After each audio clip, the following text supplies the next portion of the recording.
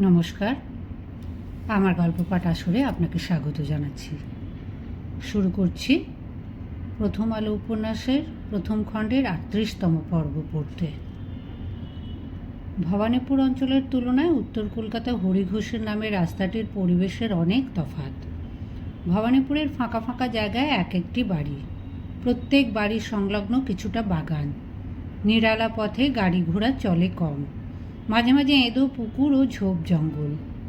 আর উত্তর কলকাতা জনবহুল, গা ঘেঁষাঘেঁষি বাড়ি, রাস্তা দিয়ে অনবরত হেঁকে যাচ্ছে হরেক রকমের ফেরিওয়ালা। এক বাড়ির জানালায় দাঁড়িয়ে স্ত্রীলোকেরা চেঁচিয়ে চেঁচিয়ে অন্য বাড়ির জানালার সঙ্গে হেসেলের আলোচনা করে। সকালবেলায় ছোট্ট একটি ঝুল বারান্দায় দাঁড়িয়ে ভরত পথের অবিরাম লোক চলাচল দেখে। এখানে এসে সে কলকাতা শহরটিকে নতুনভাবে চিনছে। ভোর থেকেই গোয়ালা, মাছওয়ালা, মুড়িওয়ালারা প্রতিটি বাড়ির সদরে এসে ডাকাডাকি করে। অধিকাংশ মানুষই পরস্পরকে চেনে, নাম ধরে ডাকে, মুখোমুখি দাঁড়িয়ে একটুক্ষণ খোশ গল্প করে। কিছু কিছু রমণীকেও পায়ে হেঁটে যেতে দেখা যায়। তারা অবশ্য সাধারণ গৃহস্থ বাড়ির নয়। কেউ আলতাদাসী, কেউ কাচের চুড়ি বিক্রি করে, আবার দু তিনজন একসঙ্গে হেদর পুকুরে স্নান করে এই পথ দিয়ে কোথায় যায় কে জানে। ভরতের এই বারান্দা থেকে একটু দূরে একটি বিশাল অট্টালিকা দেখা যায়, যার নামে এই রাস্তা। সেই হরি ঘোষের বাড়ি। তিনি গত হয়েছেন বহু বৎসর আগে। ইস্ট ইন্ডিয়া কোম্পানির মুঙ্গের দুর্গের দেওয়ান ছিলেন এই হরি ঘোষ। যেমন প্রচুর অর্থ উপার্জন করেছেন, তেমনই স্বভাবটি ছিল দিলদরিয়া। দূর দূর গ্রামাঞ্চল থেকে এসে গরিব ছাত্ররা তাঁর কাছে আশ্রয় চাইলেই তিনি নিজের বাড়িতে রেখে দিতেন। আবার ছাত্র সেজে বহু ফেরেববাজুত বিনি পয়সায় থাকা খাওয়ার সুযোগ নিত এখানে। এবাড়ির মস্ত বড় বৈঠকখানায় ৩০-৪০টা হুঁকোয় তামাক ফুটত অনবরত। লোকে তার বৈঠকখানার নাম দিয়েছিল হরি ঘোষের গোয়াল। এখন অবশ্য শরিকি বিবাদের সেরকম বলবালাও আর নেই, ছাত্ররাও আশ্রয় পায় না। প্রাসাদটির দেওয়াল থেকে খসে পড়ছে চলটা। ভরত বারান্দায় দাঁড়িয়ে মানুষজন দেখে, কিন্তু সে নিজেও যে বিশেষ দ্রষ্টব্য তা সে জানে না। সে একজন সুঠাম স্বাস্থ্যবান তরুণ, তার সম্পর্কে পাড়াপড়শুদের কৌতূহল তো থাকবে। সে কোথা থেকে এলো, তার পিতৃপরিচয়, জাত, ধর্ম এসব না জানলে যে অন্যদের স্বস্তি নেই। আশপাশের বাড়ি জানলার ফাঁক ফোঁকর কিংবা ছাদের কার্নিশের আড়ালে দাঁড়িয়ে মেয়েরাও তাকে লক্ষ্য করে। নতুন ভাড়াটে নিজেই যেচে কাছাকাছি বাড়ির লোকদের সঙ্গে আলাপ পরিচয় করে, এটাই নিয়ম। কিন্তু ভরত সে নিয়ম জানে না। অচেনা লোকদের সঙ্গে তো চট করে কথা বলতেও পারে না। মাসখানেকের মধ্যে ভরত তার নতুন সংসার কোনো ক্রমে গুছিয়ে নিয়েছে। আসবাবপত্র তার কিছুই নেই। একটি ঘরের মেঝেতে শতরঞ্জির উপর একখানা বালিশ, এই তার বিছানা। অন্য ঘরটিতে একটি মাদুর পাতাই থাকে সব সময়। বাইরের কেউ এলে এখানে বসে। রান্নার সামান্য কিছু সরঞ্জাম কিনে নিয়েছে সে। লেখাপড়ার জন্য একটি টেবিলের অভাব সে খুব অনুভব করে। হাতে কিছু পয়সা জমলে টেবিল ও একখানা অন্তত চেয়ার কিনতে হবে। রান্না ও গৃহকর্মের জন্য সে মহিম নামে একটি লোককে প্রথমে এনে নিযুক্ত করেছিল, কিন্তু সে অতি ধরিবার চোর। 1 টাকার বাজার করতে দিলে তার থেকে 1 সিকি সরাতো। তার উপর আবার বেড়ালে মাছ খেয়ে গেছে বলে ভরতকে প্রায়ই মাছ দিত না। এর মধ্যে শশীভূষণ একবার পরিদর্শনে এসে মহিমকে বরখাস্ত করে দিয়ে গেছেন। এখন ভরত নিজেই রান্না করে নেয়। একটা সুবিধা এই যে বাইরে থেকে জল আনতে হয় না। এ বাড়িতে কলের জলের ব্যবস্থা আছে। একতলায় মশলার গুদাম, দিনের বেলায় লোকজন থাকে সেখানে। ভরত তখন সিঁড়ির দরজাটা বন্ধ করে রাখে। চাকরি বিচ্যুত মহিম এর মধ্যে একদিন চুপিসারি ঢুকে পড়ে রান্নাঘর থেকে থালা বাসন সরাবার উপক্রম করেছিল। ভরত দেখে ফেলার পর তাড়া করতেই সে পালালো বটে, কিন্তু তার উপদ্রব থেকে সহজে নিস্তার পাওয়া যাবে না, তা বোঝা যাচ্ছে। মাঝে মাঝে 2-1টি ফেরিওয়ালাও উঠে এসে সিঁড়ির দরজায় ধাক্কা দেয়। আগের ভাড়াটে এদের কাছ থেকে নিয়মিত জিনিসপত্র কিনত, সুতরাং ভরতকেও কিনতে হবে, এই তাদের দাবি।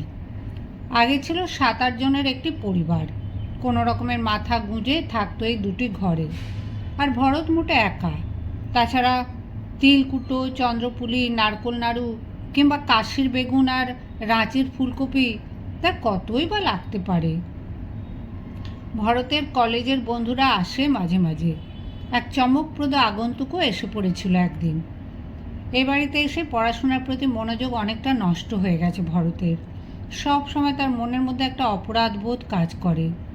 সেই বোধের জন্য যেন তিলে তিলে দগ্ধ হচ্ছে তার অন্তঃকরণ। সে ভূমিসুতাকে কিছুই না জানিয়ে বিদায় নিয়ে চলে এসেছে। অথচ সে কথা দিয়েছিল সব রকম বিপদে আপদে ভূমিসুতার পাশে দাঁড়াবে। ভূমিসুতা নিশ্চয়ই ভাববে যে সেই অঙ্গীকার রক্ষা করার সাহস নেই ভরতের। সে পালিয়ে এসেছে কাপুরুষের মতন। ভূমিসুতার সঙ্গে দেখা করার যে কোনো উপায় নেই তার। এর মধ্যে শশীভূষণের কাছ থেকে সে শুনেছে যে ভূমিসুতা এখন ত্রিপুরার মহারাজের জন্য সার্কুলার রোডের ভাড়া বাড়িতে নিযুক্ত হয়েছে পরিচারিকা হিসেবে। ভবানীপুরের বাড়িতে যদি বা গোপনে কোনো ক্রমে সাক্ষাৎ করার চেষ্টা করা যেতে পারত, মহারাজের বাড়ি তো সিংহের গুহা। ত্রিপুরা থেকে কর্মচারী এসেছেন কয়েকজন, তারা ভরতকে দেখলেই চিনতে পারবেন এবং আঁতকে উঠবেন। ভরতের তো বেঁচে থাকার কথাই নয়। ভরতের আরও একটা ভয়, মহারাজ তো স্বয়ং একটি সিংহ, তিনি নিজেই ভূমিসুতাকে গ্রাস করে ফেলতে পারেন। মহারাজ সুন্দরের উপাসক, সুন্দরী যুবতীদের তিনি আপন করে নিতে চান। ভরতের মনে আছে দু একটি রূপসী দাসীকেও মহারাজ একসময় রক্ষিতার সম্মান দিয়েছিলেন, রাজবাড়িতে যাদের বলে কাছুয়া। ভরতের মাও ছিলেন সেই রকম একজন। ভূমিসুতা গান জানে, নাচতে জানে। দৈবাৎ যদি তার এইসব গুণ মহারাজের কাছে প্রকাশ হয়ে পড়ে তাহলে আর রক্ষা নেই।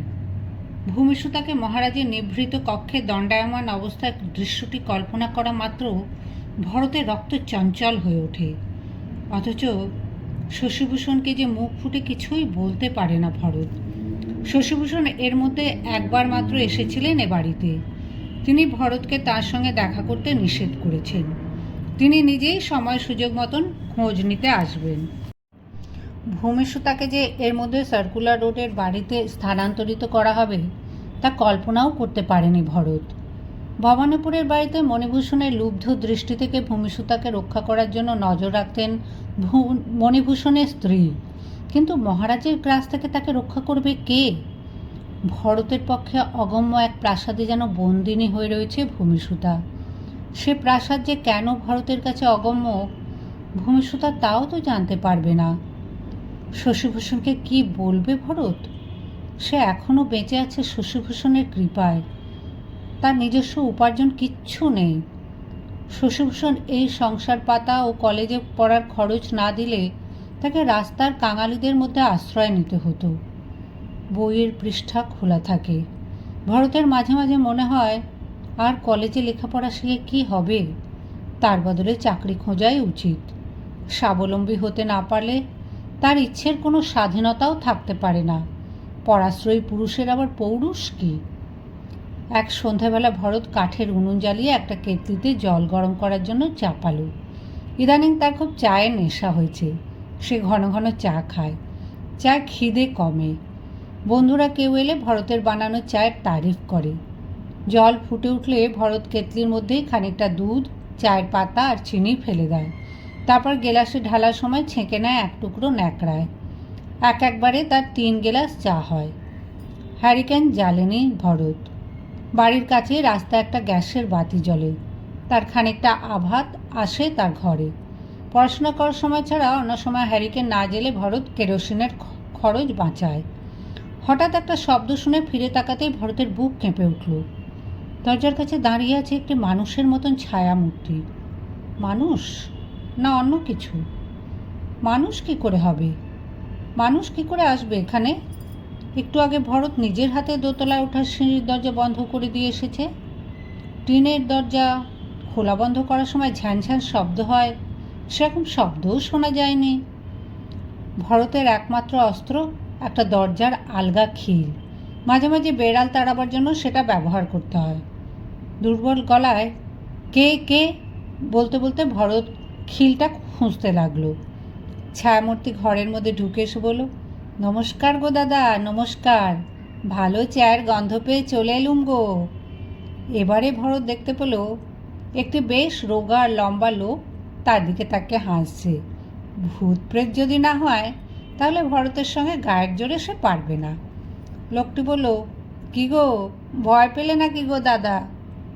ভরতের ভয় কমে গেছে, কিন্তু বিস্ময়ের ঘোর কাটছে না।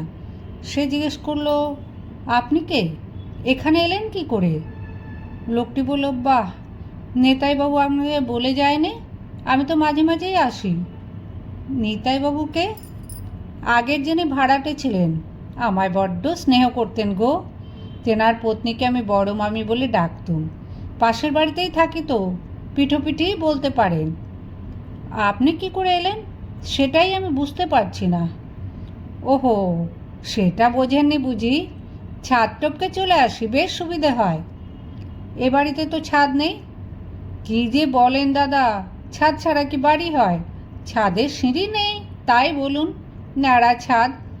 আমার বাড়ি থেকে এক পা বাড়ালেই এ বাড়ির ছাদ। তারপর পাঁচিলের খাঁজে পা দিয়ে আপনার ভেতর বারান্দায় নামা তো খুব সহজ। যাবার সময় দেখিয়ে দেবো ক্ষণ। তা দাদা, একটু চা খাওয়াবেন না?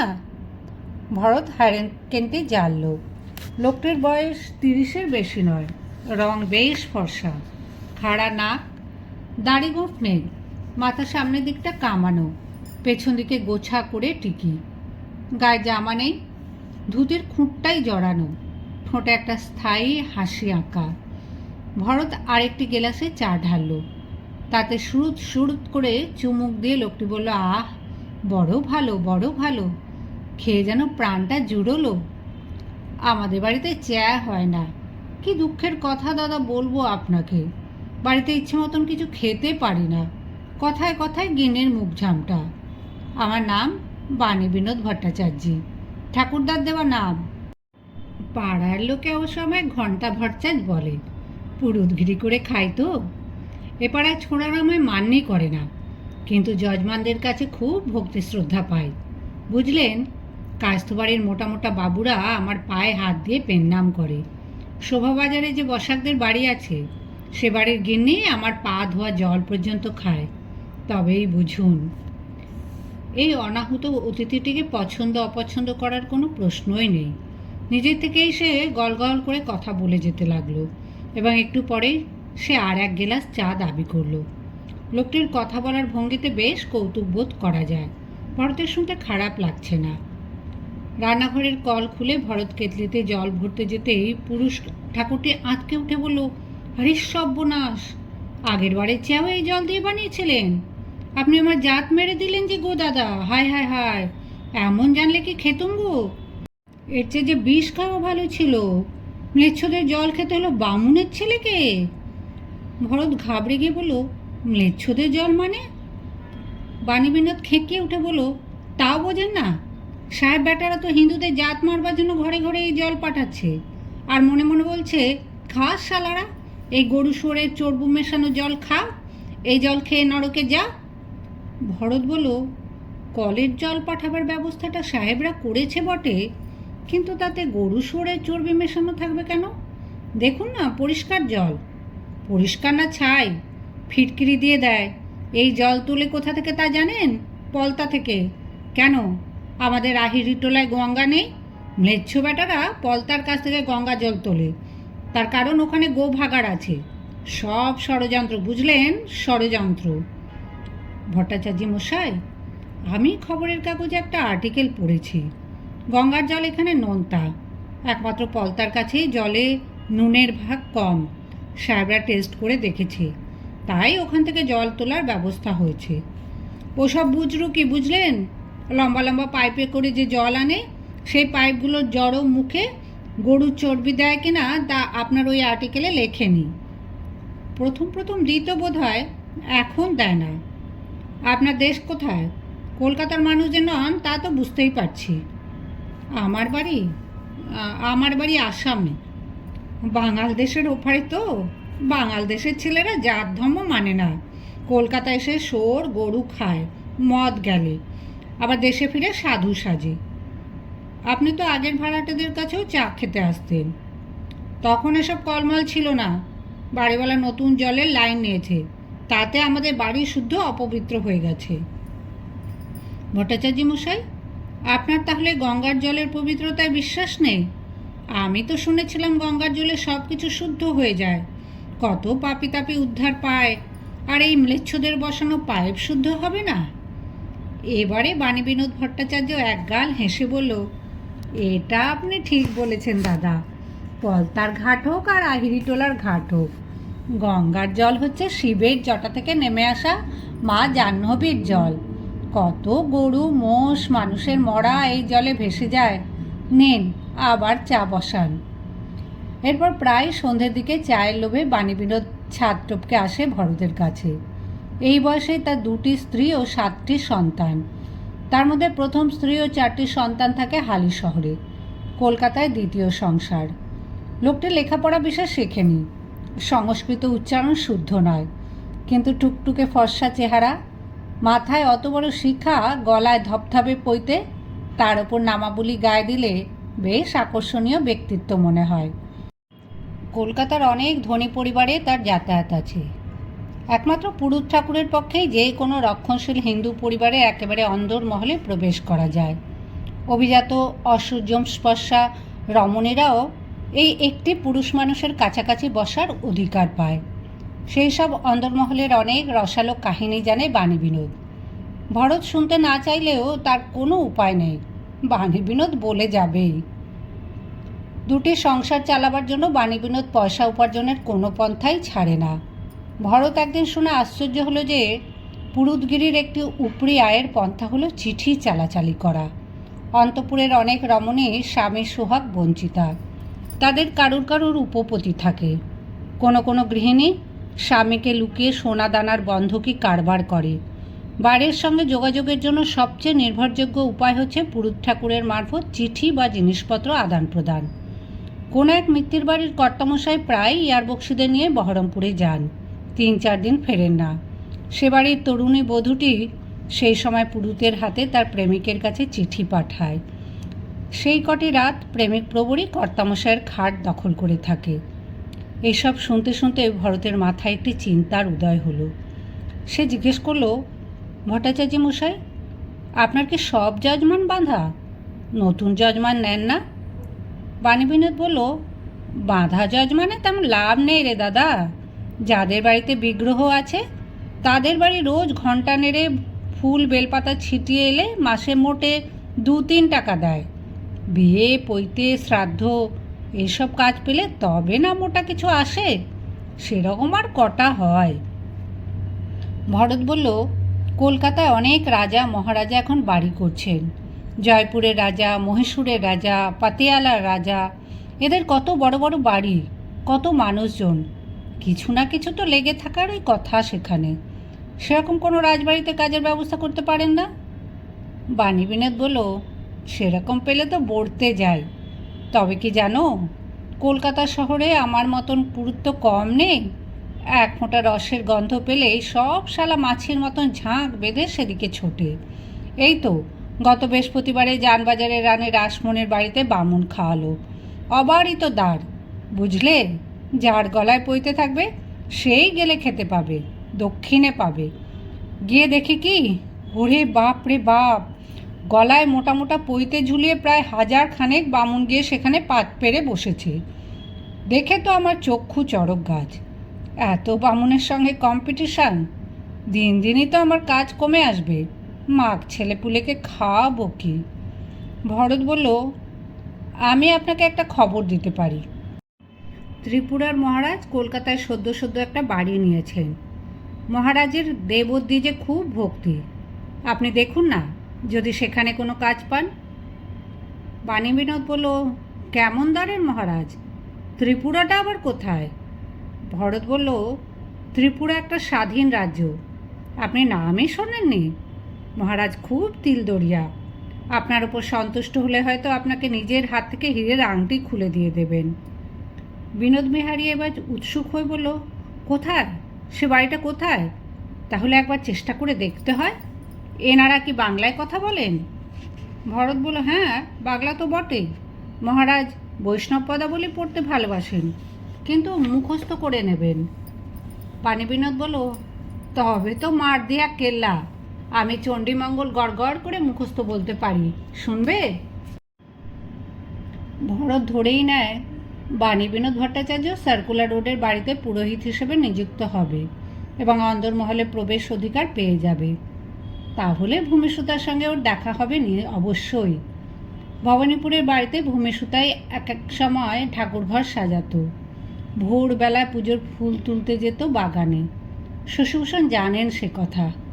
রাজবাড়িতেও নিশ্চয়ই ভূমিসুতাকেই ঠাকুরঘরের ভার দেওয়া হবে। পুরুতমশাইয়ের হাত দিয়ে ভূমিসুতাকে চিঠি পাঠাবে ভরত। কল্পনা সে দেখতে পায় শুভ্র বসন পরে সিঁড়ির ওপর দাঁড়িয়ে আছে ভূমিসুতা, হাতে তার ফুলের সাজি। ভূমিসুতার মুখখানিও সদ্য প্রস্ফুটিত কুসুমের মতন, বিস্ময়মাখা দু চোখের পল্লব, তার চুলে বিন্দু বিন্দু শিশির। সে ছবিটির দিকে তাকিয়ে ভরত তখনই পত্র রচনা শুরু করে দেয়।